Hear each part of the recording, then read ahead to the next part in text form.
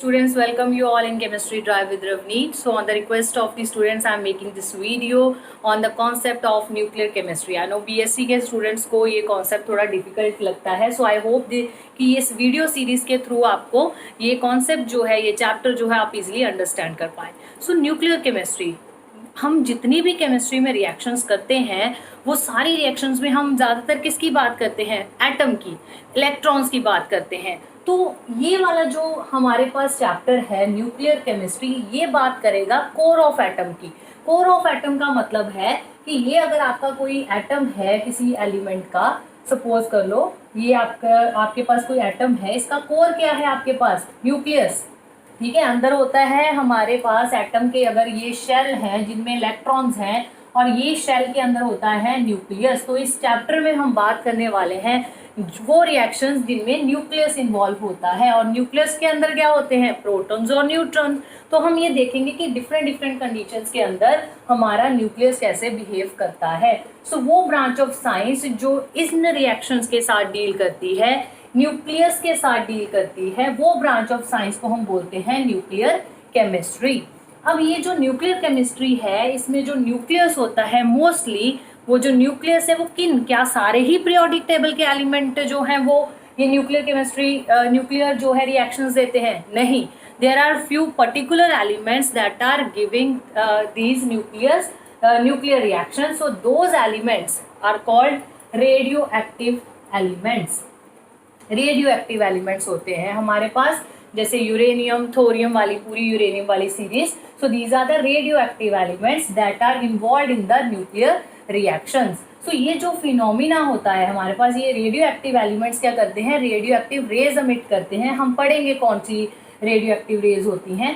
So these radio active elements they emit the different kind of radiations, basically alpha, beta and gamma rays. So alpha, beta, gamma rays ये emit करते हैं. इन elements को हम बोलते हैं radio active elements. And the study of these element is called radio activity. और जो वो रेज एमिट करते हैं उनको हम बोलते हैं रेडियो एक्टिव रेडिएशन. सो ये 1 मार्क्स के क्वेश्चन कई बार आपसे पूछे जा सकते हैं कि रेडियो एक्टिविटी क्या है, रेडियो एक्टिव एलिमेंट्स क्या है, या रेडियो एक्टिव रेडिएशंस क्या है. अब ये जो कॉन्सेप्ट था, हमें ये पूरा जो कॉन्सेप्ट था ये किसने दिया था? ये हमें दिया था हेनरी बेक्वेरेल ने 1896 में. हेनरी बेक्वेरेल क्या था कि वो अपने किसी जो था यूरेनियम के साथ, यूरेनियम और उनके कंपाउंड्स के साथ कुछ काम कर रहे थे अपनी लैब में. तो उनके पास एक फोटोग्राफिक प्लेट पड़ी हुई थी जिसको उन्होंने रैप किया हुआ था ब्लैक पेपर में. सो जब वो अपना एक्सपेरिमेंट कर रहे थे तो सडनली उन्होंने देखा कि उस ब्लैक जो शीट थी जिसमें वो फोटोग्राफिक प्लेट को उन्होंने जो था कवर अप किया था, उस पर कुछ पार्टिकल्स जाके स्ट्राइक कर रहे थे. और जब उन्होंने स्टडी किया तो उनको पता लगा कि ये जो यूरेनियम है यहाँ से कुछ रेज निकली हैं, कुछ पार्टिकल्स निकले हैं जिन्होंने जाके उस फोटोग्राफिक प्लेट को हिट किया है. That's why I was getting that those dots on that photographic plate. तो स्टडी करने पे उनको पता लगा कि यूरेनियम जो है वो रेडियो एक्टिव इन नेचर है. रेडियो एक्टिव मीन्स वहाँ से कुछ रेडिएशंस निकल रही हैं, उस रेडियो एक्टिव एलिमेंट से कुछ रेडिएशंस निकल रही हैं जो रेडियो एक्टिव रेज उन्होंने नाम दिया. और उन्होंने कहा कि यूरेनियम जो है वो क्या है? एक रेडियो एक्टिव एलिमेंट है. सो हेनरी बेक्वेरेल फर्स्ट साइंटिस्ट थे जिन्होंने हमें ये रेडियो एक्टिव कंसेप्ट दिया था. और उसके बाद फिर स्टडी होनी शुरू होगी बाकी एलिमेंट्स की भी कि क्या ये भी रेडियो एक्टिव हैं. फिर उसके बाद आए हमारे पास हमारे बहुत ही फेमस जो हमारे साइंटिस्ट जो है हमारे पास, केमिस्ट, फिजिसिस्ट हैं, Marie Curie and Pierre Curie. So Marie Curie और पेरी क्यूरी के माइंड में आया कि अगर यूरेनियम जो है वो रेडियो एक्टिव हो सकता है, तो वो भी काम कर रहे थे पिच ब्लेंड के साथ. तो उन्होंने, pitchblende is one of the mineral, so वो काम कर रहे थे. उन्होंने कहा कि इसमें हम कोई रेडियो एक्टिव एलिमेंट जो है वो ढूंढते हैं. सो इन 1898 व्हाट हैपन, दे सक्सेसफुली उन्होंने दो जो थे रेडियो एक्टिव एलिमेंट जो थे, वो पिच ब्लेंड जो था एक मिनरल था उसमें से निकाले सक्सेसफुली. एक को नाम दिया उन्होंने पोलोनियम, क्योंकि मैरी क्यूरी जो थी वो पोलैंड को बिलोंग करते थे, तो पोलैंड के ऑनर में उन्होंने नाम दे दिया पोलोनियम. एंड एक को नाम दिया उन्होंने रेडियम, कि रेडियो एक्टिविटी के after the name of radio activity उन्होंने दे दिया रेडियम नाम. तो 1898 में उन्होंने पोलोनियम और रेडियम की जो थी डिस्कवरी कर ली. तो फिर उसके बाद क्या हुआ, अब फिर जब एक बार कोई एक चीज़ आपकी सपोज कर लो सक्सेसफुली आप निकाल रहे लेते हो, तो फिर एक अंदर इंथुजियाज्म हो जाता है कि और भी ना रेडियो एक्टिव एलिमेंट्स जो है वो हो सकते हैं, प्रेजेंट हो सकते हैं। तो उन्होंने अपने इस इंथुजियाज्म को छोड़ा नहीं, उन्होंने एक मेडिकल कॉलेज की एक शेड थी जिसमें कि एनिमल्स वगैरह जो थे उनको रखा जाता था, उन पे एक्सपेरिमेंट किए जाते थे।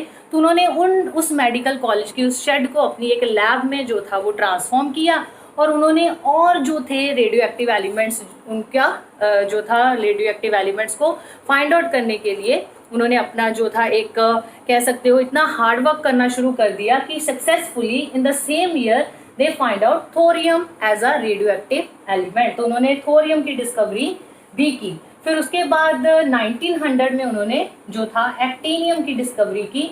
सो इस तरह हमारे पास धीरे धीरे एक रेडियो एक्टिव एलिमेंट्स की सीरीज जो थी वो तैयार होती गई हमारे पीरियोडिक टेबल में।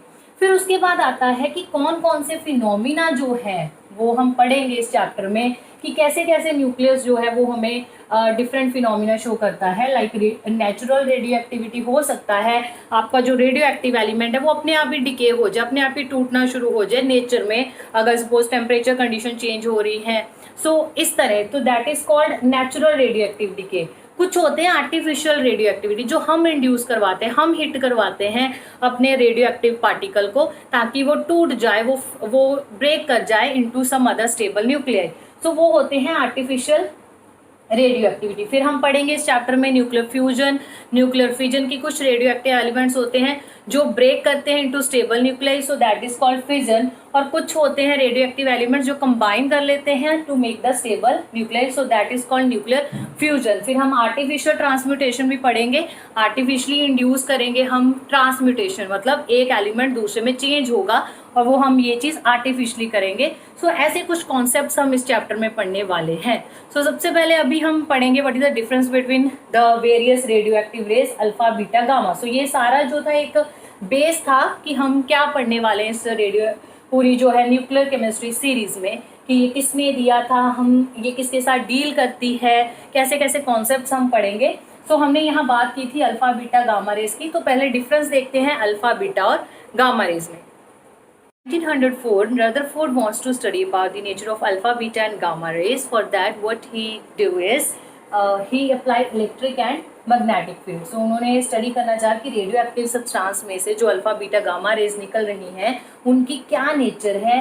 तो उसके लिए उन्होंने, जैसा आप देख रहे हो यहाँ एक ब्लॉक ऑफ लेड लिया, ठीक है, अलग अलग तरह से। यहाँ पे आपके पास रेडियो एक्टिव सब्सटेंस जो है उसको प्लेस किया गया ब्लॉक ऑफ लेड में, और उन्होंने एक बार इलेक्ट्रिक फील्ड अप्लाई की और एक बार मैग्नेटिक फील्ड अप्लाई करके देखी। उन्होंने देखा कि कुछ पार्टिकल्स जो थे वो positive end of electric field की तरफ डिफ्लेक्ट हो गए, और कुछ पार्टिकल्स जो थे वो negative end of electric field की तरफ डिफ्लेक्ट हो गए, और कुछ पार्टिकल्स जो थे वो बिल्कुल ही अनडिफ्लेक्टेड, मतलब ना वो पॉजिटिव की तरफ डिफ्लेक्ट हुए ना वो नेगेटिव की तरफ डिफ्लेक्ट हुए, वो अनडिफ्लेक्टेड थे, मतलब वो सीधे ही यहाँ पे जाके हिट कर गए फोटोग्राफिक प्लेट को। सो ऐसे ही उन्होंने सेम कुछ चीज़ जो थी वो ऑब्जर्व की जब उन्होंने मैग्नेटिक फील्ड अप्लाई की, कि कुछ जो पार्टिकल्स थे वो नॉर्थ पोल की तरफ डिफ्लेक्ट हो गए, कुछ साउथ की तरफ, और कुछ अनडिफ्लेक्टेड थे। सो यहाँ से उन्होंने ये कंक्लूड किया कि इसका मतलब ये हो गया, ये जैसे ये पार्टिकल पॉजिटिव की तरफ जा रहे हैं, तो यहाँ से ये पता चल रहा है कि there are some particles that have the negative nature, क्योंकि आपको पता है पॉजिटिव की तरफ नेगेटिव ही तो जाएगा और नेगेटिव की तरफ पॉजिटिव ही पार्टिकल अट्रैक्ट होगा। सो यहाँ से उन्होंने कंक्लूड किया कि जो अल्फा पार्टिकल्स हैं उनकी जो नेचर होती है वो पॉजिटिव नेचर होती है, they are of positive nature, जबकि जो बीटा पार्टिकल्स हैं वो नेगेटिव नेचर के हैं, और जो आपके पास गामा रेज में जो पार्टिकल्स होते हैं उनमें कोई चार्ज नहीं होता, they are chargeless, that's why they don't get attracted toward any field whether it is positive और negative and get undeflected. So एक पहला पॉइंट ये आता है आपके पास। सेकेंड पॉइंट ये आ रहा है कि जो अल्फा पार्टिकल्स हैं दे आर क्वाइट हैवी, ठीक है, इनका जो मास होता है, जैसे बेस्ट एग्जाम्पल है हीलियम की। सो हीलियम की तरह जो है, helium is one of the alpha particles, तो इनका जो है 4 गुना मास होता है, और ये जो पार्टिकल्स होते हैं अल्फा पार्टिकल्स, इनकी पेनिट्रेशन पावर बड़ी ही कम होती है, क्योंकि जैसे एक मोटा बंदा होता है ज़्यादा दूर तक चल के नहीं जा सकता, तो इसी तरह हमारे पास जो अल्फा पार्टिकल्स हैं they are quite heavy particles, so इनकी पेनिट्रेशन पावर लो होती है, जबकि बीटा पार्टिकल्स जो है इनकी पेनिट्रेशन पावर जो है वो अल्फा पार्टिकल्स के कंपैरिजन जो है वो ज़्यादा होती है। और जो गामा पार्टिकल्स है उनकी, क्योंकि वो मासलेस हैं, आपके पास इतना ज़्यादा भार ही नहीं है उनमें, तो इसलिए उनका सबसे ज़्यादा पेनिट्रेशन मतलब दूर तक जाएंगे आपके पास गामा रेस में जो पार्टिकल्स हैं, gamma particle you can say. Then third point जो आता है that is about the velocity. तो जो आपके पास अल्फा पार्टिकल्स होते हैं, सो अल्फा पार्टिकल्स जो हैं they travel with the velocity of you can से 1/10 to 1, जो इनकी अल्फा पार्टिकल्स की वेलोसिटी होती है वो 1/10 या 1/20 होती है then the velocity of light. तो वेलोसिटी ऑफ लाइट आपको पता है 3 × 10⁸ मीटर पर सेकेंड। सो इसको आप 1/10 कर लीजिए या 1/20 कर लीजिए। सो इस स्पीड से जो है, इस वेलोसिटी से जो है आपके पास अल्फा पार्टिकल्स जो हैं वो ट्रेवल करते हैं from one point to another. Whereas velocity जो होती है आपके पास बीटा पार्टिकल की, वो होती है 3% से लेके 99% of the velocity of your light. Light की वेलोसिटी का आप 3% निकाल लीजिए, that is the velocity of your beta particles. So जो आपके पास है गामा पार्टिकल्स जो हैं और कुछ नहीं है, these are the actually X rays, electromagnetic radiations ही होती हैं ये। तो दैट्स वाई, क्योंकि electromagnetic radiation they always travel with the speed of the light, ठीक है, तो वेलोसिटी ऑफ लाइट से वो ट्रैवल करती हैं। सो दैट्स वाई जो गामा आपके पास पार्टिकल्स होते हैं उनकी वेलोसिटी जो होती है वो जितनी लाइट की वेलोसिटी है उतनी ही उनकी वेलोसिटी होगी। Then after this fourth point आता है हमारे पास, जो अल्फा पार्टिकल्स होते हैं they are basically 2 protons and 2 neutrons, ठीक है। अल्फा पार्टिकल्स हैं क्या, इनमें 2 प्रोटॉन होते हैं 2 न्यूट्रॉन, जैसे आपका ये हीलियम है, ठीक है, इसमें 2 प्रोटॉन्स हैं 2 ही न्यूट्रॉन है। और जो बीटा पार्टिकल्स है और कुछ नहीं है, दीज आर द इलेक्ट्रॉन्स, ठीक है। जब हम बात करते हैं कि एक बीटा पार्टिकल एमिट हुआ है तो मतलब इलेक्ट्रॉन एमिट हुआ है उस रेडियो एक्टिव सब्सटेंस से। और गामा जैसे मैंने बताया है these are simply the electromagnetic radiation. तो X rays are the best example of electromagnetic radiation, so gamma rays are the X rays. Then after this the last जो एक point और आप कर सकते हो इसमें, effect on the photographic plate. So photographic plate पे जो आपके अल्फा पार्टिकल्स होते हैं, जैसे ये फोटोग्राफिक प्लेट को हिट करते हैं, दे शो द फ्लोरोसेंस फिनोमिना। और जो आपके पास ये होते हैं beta particles, so beta particles जो होते हैं ये शो करते हैं बहुत ही कम, ये फ्लोरोसेंस तो इनकी बिल्कुल ही हमें दिखती नहीं है, तो ये फॉस्फोरेसेंस फिनोमिना जो है वो शो करते हैं आपके पास जो बीटा पार्टिकल्स है। और अगर हम गामा की बात करें तो गामा का तो बहुत ही लिटल इफेक्ट होता है, क्योंकि उसमें कोई पार्टिकल ही नहीं है, तो पार्टिकल्स ही तो हिट करेंगे फोटोग्राफिक प्लेट को, तभी आपके पास एक पैटर्न आता। तो यहाँ तो हमने पहले ही बता दिया कि इनमें तो कोई पार्टिकल ही नहीं है गामा रेज में, these are simple electromagnetic radiation. So that's why जो लिटल इफेक्ट होगा, अगर होगा भी थोड़ा बहुत जो है वो लिटल इफेक्ट होगा इनका जिंक सल्फाइड स्क्रीन पे जो आपके गामा रेज हैं। फिर उसके बाद एक आता है आयनाइजेशन पार। सो आयनाइजेशन पार जो होती है हमारे पास, अल्फा पार्टिकल्स क्योंकि हैवी है, बहुत ही इनकी हाई मोमेंटम होता है, हाई काइनेटिक एनर्जी होती है, so they have the large ionization power, बड़ी जल्दी ये आयनाइज कर देंगे जिस भी गैस में से ये पास करेंगे। So alpha particles they have the high ionization power. Whereas अगर आप बीटा पार्टिकल्स की बात करते हैं तो बीटा पार्टिकल्स जो हमारे पास है, क्योंकि लाइटर पार्टिकल्स हैं तो इतनी आयनाइजेशन पार नहीं होगी जितनी की हमारे अल्फा पार्टिकल्स की होती है। Coming to the last is your gamma, they have no mass, so उनकी कोई भी ऐसे ही निकल जाएंगे, कोई वो आयनाइज नहीं करेंगे जिस भी मीडियम में से, जिस भी गैस में से पास करेंगे। सो ये था डिफरेंस आपका अल्फा बीटा गामा के बारे में। तो कई बार डिफरेंस आ जाता है कि अल्फा बीटा गामा पे डिफरेंस लिखिए 2 मार्क्स या 3 मार्क्स में। तो अब हम करेंगे कुछ टर्म्स जो आपको क्लियर होनी चाहिए अगर आपको ये पूरी न्यूक्लियर जो है केमिस्ट्री की वीडियो सीरीज अगर आपको समझनी है, क्योंकि हम बार बार उन टर्म्स की बात करेंगे, mass number, atomic number, isotopes, isobars, तो ये हम वर्ड्स यूज करेंगे। So now I am going to tell you about these terms. So जब आप न्यूक्लियर स्ट्रक्चर के बारे में पढ़ते हो तो इट्स वेरी नेसेसरी कि आपको कुछ टर्म्स का जिनका पता होना चाहिए। सबसे पहली टर्म जो है दैट इज न्यूक्लियन। न्यूक्लियन का मतलब है किसी भी आपको जो एलिमेंट दिया हुआ है उसमें कितने नंबर ऑफ प्रोटॉन्स हैं और कितने नंबर ऑफ न्यूट्रॉन्स हैं, उनका एडिशन आपने कर देना है। So that will be the nucleon. Next जो आपके पास टर्म है that is the atomic number. Z, capital Z से आप इसको डिनोट करते हो। सो Z वैल्यू किसकी इक्वल होती है, कितने नंबर ऑफ प्रोटॉन है उसमें या फिर नंबर ऑफ इलेक्ट्रॉन्स। कई बार स्टेटमेंट दी होती है और आपको यानी कि सपोज करो ऐसे लिखा हुआ है H1, तो यहाँ पे इसका मतलब है कि आपके जो है नंबर ऑफ इलेक्ट्रॉन्स कितने हैं इस एलिमेंट में, दैट इज 1। ठीक है, जो भी आपको यहाँ पे एटम दिया उसमें एक इलेक्ट्रॉन है, this is the atomic number of that atom. Coming to next is the mass number, capital A से डिनोट करोगे।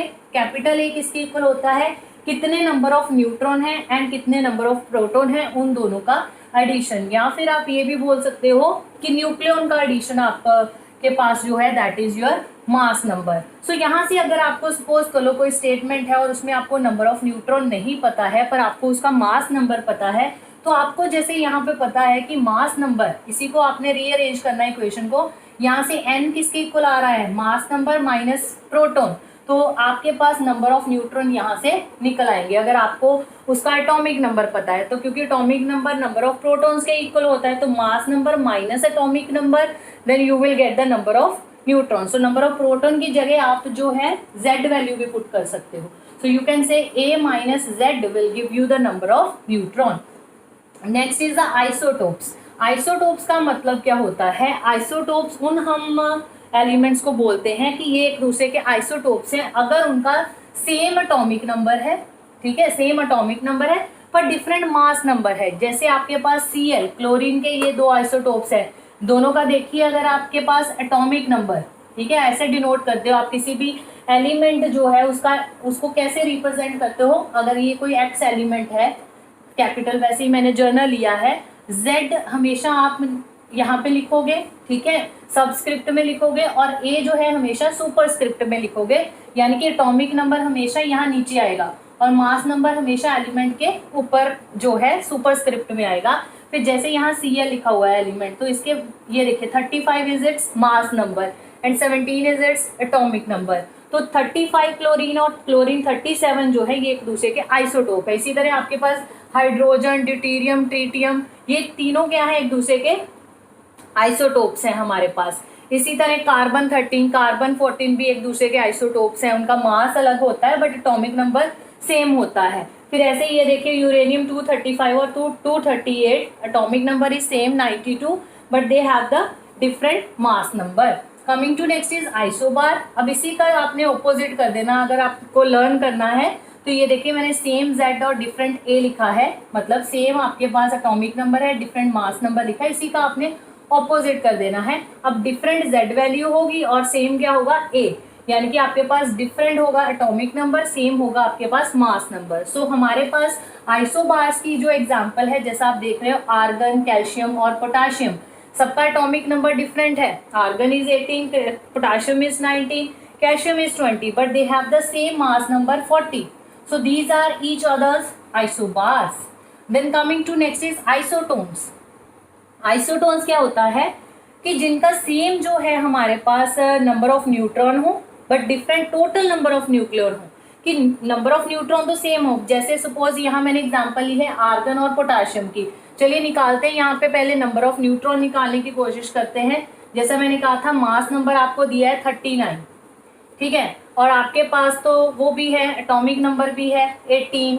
सो 39 में से अगर आप 18 माइनस करते हो so you will get 21। So these are the number of neutrons. 21 आपके पास जो है आर्गन और पोटाशियम में जो है न्यूट्रॉन आपने निकाली है आर्गन में। इसी तरह अगर आप पोटाशियम में निकालो 40 माइनस 90, ठीक है, 40 में से अगर आप 19 माइनस करते हो यहाँ पे फिर से आंसर आता है 21। तो नंबर ऑफ न्यूट्रॉन दोनों में ही सेम है, इसका मतलब ये आइसोटोन होने के इसके चांसेस हैं। तो अब आप फाइंड आउट करोगे पहले, अब इसमें ये कंडीशन हमारी सेटिस्फाई होगी, सेम नंबर ऑफ न्यूट्रॉन। क्या इनमें डिफरेंट न्यूक्लियॉन्स हैं? न्यूक्लियॉन्स क्या होते हैं? Proton plus neutron. तो यहाँ पे हमारे पास neutron number is 21। Number of proton देखिए तो प्रोटॉन किसके इक्वल होता है? Number of proton is equal to the atomic number and atomic number is 18। So 21 plus 18 करिए, आपके पास आ गया यहाँ से 39, ठीक है। सो जबकि अगर आपके पास यहाँ पे अगर आप नंबर ऑफ न्यूक्लियॉन यहाँ पे निकालते हो, this is your number of neutron, और इसमें अगर आप ऐड करिए यहाँ से योर 90, ठीक है, तो आपके पास आंसर आता है यहाँ से 39 प्लस 1 10 40, ठीक है, आपके पास 40 आंसर आ रहा है। सो ये सेम नहीं है, सो इसका मतलब ये आइसोटोन्स हैं एक दूसरे के। क्लियर।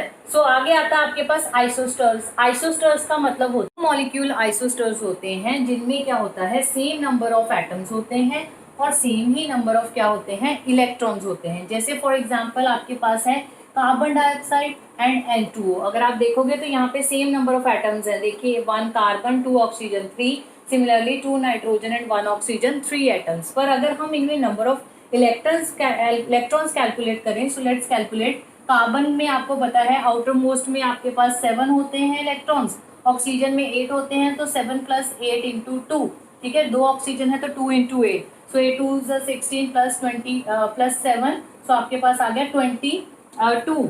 सो यहाँ पे कार्बन के पास 22 इलेक्ट्रॉन्स हैं। सिमिलरली अगर आप N2O की कैलकुलेट करें, so 7 × 2 + 8, so we are again getting the 22। सो इसका मतलब दोनों में ही नंबर ऑफ इलेक्ट्रॉन्स जो है वो सेम है। That's why these are carbon dioxide and N2O, they are each other's isosters. Coming to next is isodiaphers. Isodiaphers उनको बोलते हैं हम, अगर आपके पास दो जो आपके पास एलिमेंट दिए हुए हैं तो they have the same isotopic number and isotopic excess also. Isotopic excess का क्या मतलब होता है? आइसोटोपिक एक्सेस का मतलब होता है number of neutron minus number of proton. So यहाँ पे मैंने आपको पूरी एक एग्जांपल करके बताई हुई है। जैसे मैंने यहाँ पे एग्जांपल ली है यूरेनियम 235 एंड थोरियम 231 की, ठीक है। सो यहाँ पे पहले हम नंबर ऑफ न्यूट्रॉन्स निकालेंगे। सो अब आपको याद हो गया होगा कि नंबर ऑफ न्यूट्रॉन किसके इक्वल होते हैं? Mass number minus atomic number. So ऊपर वाला मास नंबर, नीचे वाला एटॉमिक नंबर होता है। 235 माइनस 92 अगर आप यूरेनियम के केस में करोगे, नंबर ऑफ न्यूट्रॉन्स आते हैं 143।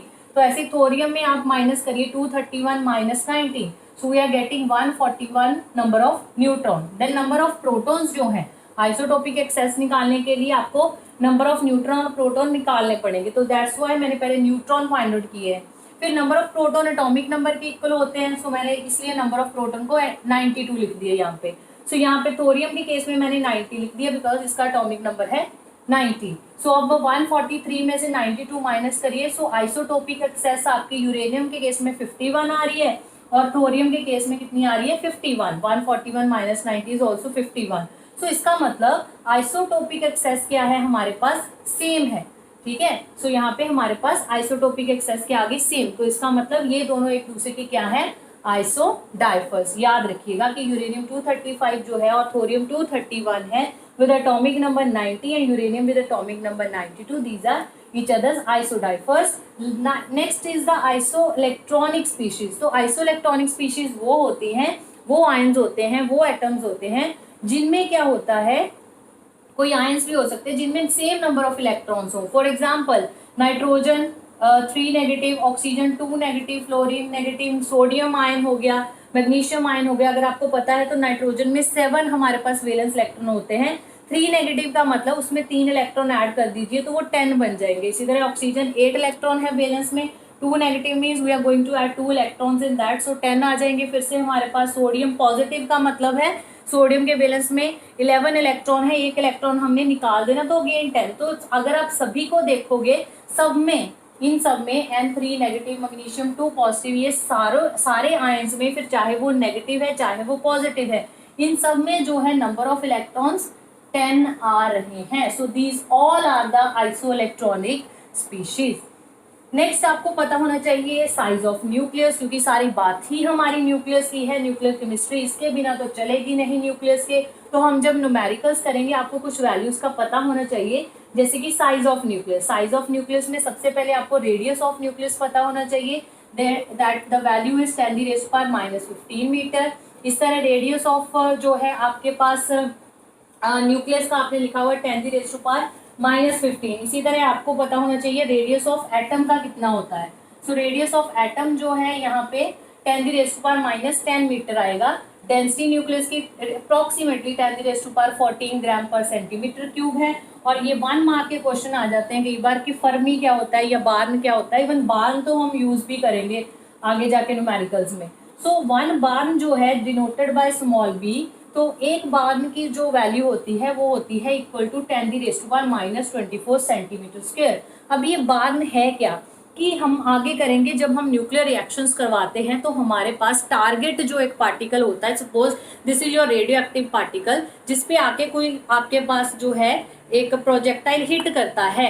अब कितने एरिया पे वो हिट करेगा, जब हम क्रॉस सेक्शन की बात करते हैं उसको एक्सप्रेस करने के लिए न्यूक्लियस जो है क्रॉस सेक्शन को एक्सप्रेस करने के लिए, एरिया ऑफ क्रॉस सेक्शन को एक्सप्रेस, यहाँ पे मैं लिख रही हूँ क्रॉस सेक्शन को एक्सप्रेस करने के लिए जो यूनिट है हमें दिए गए दैट इज द बार। और इसकी वैल्यू याद रखिएगा कि जैसे आपको सपोज दिया हुआ है 17V, कि किसी का एरिया 17V है तो आपको मल्टीप्लाई करना पड़ेगा उसको 17 इंटू 10⁻⁻24 सेंटीमीटर स्क्वायर। अगर आप सेंटीमीटर में वैल्यू ले रहे हो, अगर मीटर में ले रहे हो तो 10⁻28 से मल्टीप्लाई करना पड़ेगा। फर्मी की वैल्यू होती है 10⁻15 और फर्मी हम यूज करते हैं न्यूक्लियर जो है उसके रेडियाई को एक्सप्रेस करने के लिए। तो आपने ये याद रखना है कि आपके पास जो है फर्मी किसके लिए यूनिट है और आपके पास बार्न किसके लिए यूनिट है। फिर उसके बाद हमारे पास आती है term nuclear force. Nuclear force word से थोड़ा सा क्लियर हो रहा है, न्यूक्लियस के अंदर वाली जो हमारे पास चीजें हैं वो कौन है, प्रोटॉन और न्यूट्रॉन। ठीक है, न्यूक्लियस के अंदर तो प्रोटॉन और न्यूट्रॉन है, तो वो आपस में जो है जो फोर्सेस उनको बांध के रखे हुए हैं उस न्यूक्लियस में। ये अगर कोई न्यूक्लियस है, ये आपके पास एक एटम है, ये आपके पास कितने ही यहाँ पे अगर डिपेंड करेगा कौन सा आप ले रहे हो रेडियो एक्टिव एलिमेंट, उसमें जो प्रोटॉन न्यूट्रॉन है उनको आपस में जो बांध के रखने वाली फोर्स है उसको हम बोलते हैं न्यूक्लियर फोर्स। और क्योंकि ये फोर्स इतने से ही एरिया पे ही मतलब लिमिटेड है, ज्यादा दूर तक नहीं फैली हुई, तो दैट्स वाई इसको हम क्या बोलते हैं, शॉर्ट रेंज फोर्स। ठीक है, अब देखो नेक्स्ट हमारे पास जो वर्ड आता है, लास्ट हम जो टर्म है जो आपको पता होनी चाहिए, मैसोन। मैसोन क्या होते हैं। अब मैसोन क्या है, अगर आपको सपोज करो किसी के साथ इंटरेक्ट करना है, ठीक है, अगर मैं अपनी फ्रेंड के साथ इंटरेक्ट कर रही हूँ तो इंटरेक्ट करने के लिए आप कुछ तो एक्सचेंज करोगे, आपस में कुछ व्यूज एक्सचेंज करोगे, है ना। तो ऐसे ही हमारी जो न्यूक्लियर रिएक्शंस ऐसी थोड़ी हो जाती हैं। So there are some exchange of things takes place, exchange of particles takes place, those particles are called mesons. कि इनको आपस में इंटरेक्ट करने के लिए न्यूट्रॉन न्यूट्रॉन को, प्रोटॉन प्रोटॉन को या प्रोटॉन न्यूट्रॉन को आपस में इंटरेक्ट करने के लिए कुछ तो एक्सचेंज करना पड़ेगा। सो वो पार्टिकल्स जो होते हैं उनको हम बोलते हैं मैसोन्स, दैट आर पाई मैसोन्स, बेसिकली पाई मैसोन्स। तो हमारे पास कुछ इक्वेशंस हैं जो आप लिख सकते हो पाई मैसोन्स के केस में, कि जैसे प्रोटॉन है, प्रोटॉन तो जब कभी भी ये जो है हमारे पास प्रोटॉन ये इंटरेक्ट करेगा तो ये हमेशा पाई पॉजिटिव, ये मैसोन है। ठीक है, इसकी रिप्रेजेंटेशन है। इसी तरह अगर आप सपोज कर लो न्यूट्रॉन में, अगर प्रोटॉन जो है वो एक न्यूट्रॉन और पाई मैसोन ये वाला दे रहा है, ठीक है, पॉजिटिव चार्ज, अगर आप न्यूट्रॉन में ये इसको ऐड कर दोगे so we will get the proton. ठीक है, इसी तरह अगर आप लिखोगे पी में पाई नेगेटिव तो यू विल गेट न्यूट्रॉन। ठीक है, और सिमिलरली अगर एक न्यूट्रॉन जो है वो स्प्लिट करेगा, ठीक है, वो हिट करेगा, वहां से निकलेगा तो आपके पास आएगा P प्लस पाई नेगेटिव। सो ये एक तरह से इंटरेक्शन होती है, इसको हम डिटेल में आगे पढ़ेंगे। फिलहाल के लिए आपने सिर्फ ये इक्वेशंस याद रखनी है कि पाई मैसोन वो पार्टिकल्स हैं जो है न्यूक्लियस के अंदर हमारे जो प्रोटॉन न्यूट्रॉन्स हैं उनमें आपस में वो एक्सचेंज करते हैं इन ऑर्डर टू इंटरेक्ट। सो ये आपने याद रखना। और ये जब इंटरेक्ट करते हैं आपस में, ये एक्सचेंज करते हैं पार्टिकल्स, तो वो जो फोर्सेस हैं that are responsible for this exchange they are called exchange forces. Exchange forces they came into play only when there is the exchange of pi meson takes place between the proton neutron or neutron protons। ठीक है, सो ये आपके पास equation है कि किस तरह ये interact करते हैं। प्रोटॉन हमें जो है न्यूट्रॉन और एक पाई मैसोन ये देगा, ठीक है, और अगर इसमें एक ऐड कर दोगे आप पाई मैसोन तो आपके पास प्रोटॉन बन जाएगा। तो इस तरह ये कन्वर्ट होते रहते हैं एक दूसरे में, न्यूट्रॉन प्रोटॉन या प्रोटॉन न्यूट्रॉन। सो ये सारा जो था अभी बेसिक था न्यूक्लियर केमिस्ट्री के बारे में। अभी हम बहुत कुछ पढ़ने वाले हैं वीडियो सीरीज में, सो स्टे ट्यून। आप पहले इसको रिवाइज कर लीजिए। Thank you so much.